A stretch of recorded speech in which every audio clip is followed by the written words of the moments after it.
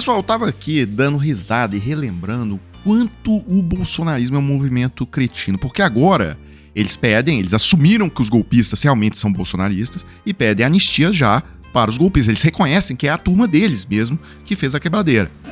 É anistia já! E volta Bolsonaro! Agora, vocês se lembram que o bolsonarismo é um movimento tão canalha, tão vagabundo, que eles, no primeiro momento, insinuaram que aquela horda de pessoas vestidas com a camisa do Bolsonaro, com as camisas verde e amarelo, aquelas pessoas que estavam acampadas nos quartéis desde o final da eleição, pedindo pro Bolsonaro dar agora, só bolsonarista raiz ali. Eles pegaram, desceram lá da Praça dos Cristais, desceram o eixo monumental e chegaram na Praça dos Três Poderes. Eles insinuaram que esse pessoal seriam petistas infiltrados. Vocês lembram dessa conversa fiada? O que tu achou de 8 de janeiro? 8 de janeiro é claramente uma operação de falsa bandeira. Pessoas... Acho que foram contratadas. A gente tem vídeos de pessoas descendo dos prédios do governo com rapel. Forças especiais. Só se eu for trouxa de acreditar que velhinho... Entendeu? Os caras... O outro lado do cuecão. Eu escrevi sobre o cara da cueca, lembra? O cara que destrói o relógio. Ele tá com uma camiseta do Bolsonaro... E a cueca dele tá à mostra. Sabe qual a probabilidade de um seguidor do Bolsonaro usar aquela cueca de presidiário? Seguidor do Bolsonaro usar aquela cueca de presidiário.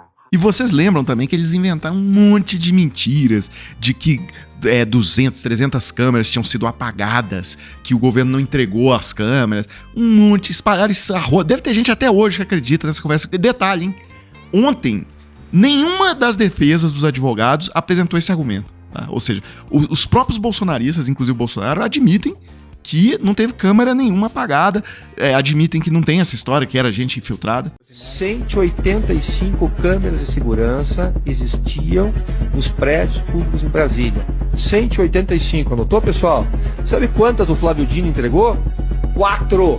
181 foram apagadas. E aí, olhando agora, a gente pensa, então o Bolsonaro estaria pedindo anistia para os petistas? É muito grosseiro. Esse pessoal do Bolsonaro realmente não vale nada. Pessoal, eu queria retomar aquela publicação que eu mostrei outro dia aqui. A extrema-direita agora se preocupa com devido processo legal, punitivismo estatal excessivo, sistema penitenciário brasileiro, ou seja, a condição dos presídios brasileiros, criança crescendo sem o pai ou a mãe. Agora também se preocupam com direitos humanos. E aí a pessoa fala assim: parabéns pela reeducação da direita brasileira, ministro Alexandre de Moraes. Não é curioso que agora tem gente que não acha mais que bandido bom é bandido morto? Não é curioso que tem gente que agora é a favor da soltura de presidiários condenados? Não é curioso que agora tem gente que é contra? Não é curioso que agora tem gente que de repente é a favor dos direitos humanos? E não é curioso que agora tem gente que é veementemente pró-Rússia na guerra? E não é curioso que tem gente que agora é contra a lei da ficha limpa? Não é curioso que, pra ver tudo isso acontecer, a gente só precisou esperar 72 horas? E aí realmente é chocante a mudança de postura. Bolsonaro, ali por volta de 2016, pedindo pena de morte. E depois eu vou mostrar como que tá o bolsonarismo agora. Merecia a pena de morte. Seria uma boa saída? Sim. Sim? E o governo não precisa contratar ninguém para fechar a chave ou fuzilar. Eu sou voluntário de graça. Você pode ver esse animal que queimou essa dentista aqui. Merece o quê? Morte. Aquele que matou o estudante que tinha na cabeça aqui também. Morte. Quem acha que dá para recuperar? Hoje em dia dos presídios está saindo um montão de gente. Vai lá e pega um estuprador, tá certo? E já é liberdade e leva para dirigir o carro da tua esposa, da tua filha, já que você acha que tem recuperação. Eu acho que não tem recuperação. Aí agora o bolsonarismo tá pianinho sobre esse assunto. Nicolas Ferreira foi outro dia numa entrevista, olha o que ele disse sobre a pena de morte. Você é a favor ou contra a pena de morte? Olha, eu sou contra a pena de morte e vou dizer o porquê. Aqui no Brasil, nós temos um Estado extremamente poderoso. Dar o poder ao Estado de decidir a vida da pessoa, seja ela criminosa ou não, seria criminosa, né? É um poder que eu vejo que, principalmente no Estado brasileiro, extrapola e pode acontecer coisas que são irremediáveis, né? São irreconciliáveis. A vida da pessoa. O Estado determinou matar aquela pessoa. Opa, depois de 10 anos viu que tinha outras provas e não era a pessoa.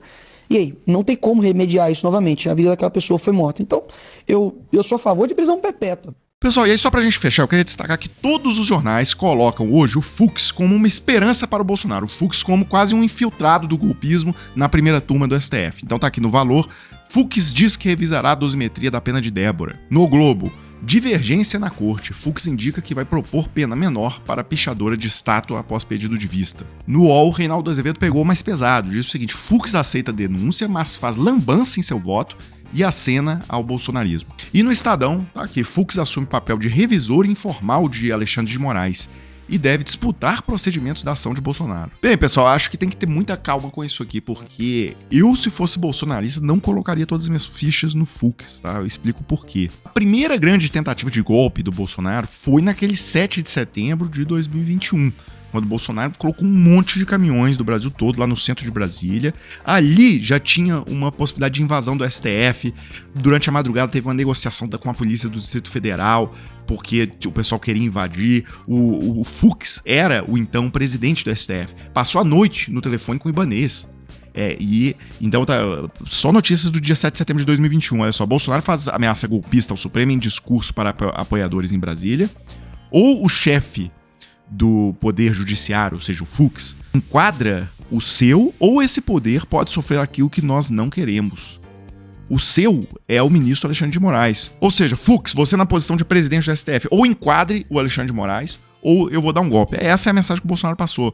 Na Veja, que 7 de setembro é o ensaio do autogolpe. E na Folha, Bolsonaro ameaça o STF de golpe, exorta a desobediência à justiça e diz que só sai do poder morto. O presidente faz do 7 de setembro uma espécie de tudo ou nada diante de seu isolamento político. Repito, portanto, o presidente do STF nessa situação toda foi o Fux. O Fux acompanhou o golpismo do Bolsonaro desde o começo. Ele sabe a história, ele acompanhou, ele viu tudo. Sobre a segunda questão de que o pessoal não deveria ser julgado pela primeira turma do STF e sim pelo plenário, isso aí já é a opinião de longa data do Fux. Quando houve o julgamento em 2023, dezembro de 2023, em que se definiu que não era mais o plenário e seria sim a turma que julgaria casos penais, pessoal, isso aí o Fux já votou dessa forma naquela situação e saiu derrotado, e tá tudo bem, é a posição dele. Seria até estranho ele mudar de posição agora. E uma última coisa, essa sim eu tô com curiosidade pra ver o que o Fux vai fazer, porque o Fux quer reduzir a pena da Débora, tá? Só que o que acontece? A gente tem aqui os 5 crimes que ela foi enquadrada na tela. E quando você olha, por exemplo, esse crime de golpe de Estado, do 359L do Código Penal, é um crime de 4 a 8 anos de prisão.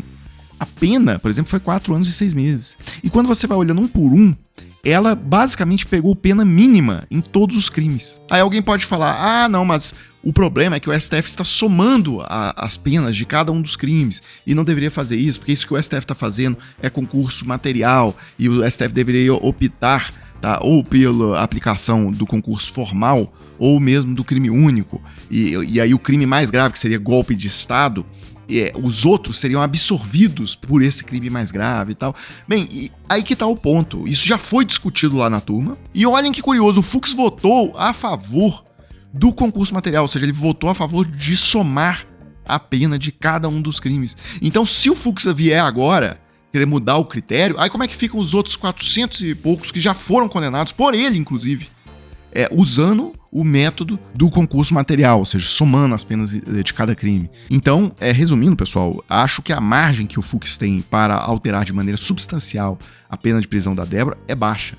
Tá? Ele não vai conseguir ir muito longe com essa tese dele. Pessoal, agora eu quero falar com você que tem interesse de faturar entre 2 a 6 mil reais trabalhando de casa, tá? 100% home office. Hoje em dia, nas plataformas digitais, existem várias formas de você obter esse resultado. E olha só, não é bet, não é casa de aposta, não é porcariada nenhuma disso. É trabalho sério, é trabalho de verdade e é para quem tá interessado no assunto, tá? Então, eu consegui aqui a autorização de 3 pessoas que fecharam com a gente para mostrar o depoimento delas sobre o que elas acharam aqui, qual foi o retorno que elas obtiveram. Então, Marcos Viana, por exemplo, conseguiu $679 em 2 semanas após iniciar com o Clayson. Isso, numa conversão simples, dá R$ 3.870. Vamos pro segundo caso que autorizou aqui colocar o depoimento. O Luiz Felipe falando, olha, depois eu comecei lá com o Clayson e tal, em um dia eu fiz $101, tá? Isso aí dá aproximadamente R$ 575. E só pra gente fechar aqui, eu queria mostrar o que disse a Joyce Araújo. ela também autorizou a divulgação aqui do depoimento dela, ela teve o melhor resultado, tá? $1.098, tá? Isso aí dá na conversão R$6.258. Então é o seguinte, se você quiser saber como que faz, etc., clique no link que aparece na descrição do vídeo aqui embaixo, e aí você vai ser remetido a conversar com o Clayson e vai ter todos os esclarecimentos. Pessoal, então é isso. Eu fecho esse vídeo agora e volto numa próxima oportunidade.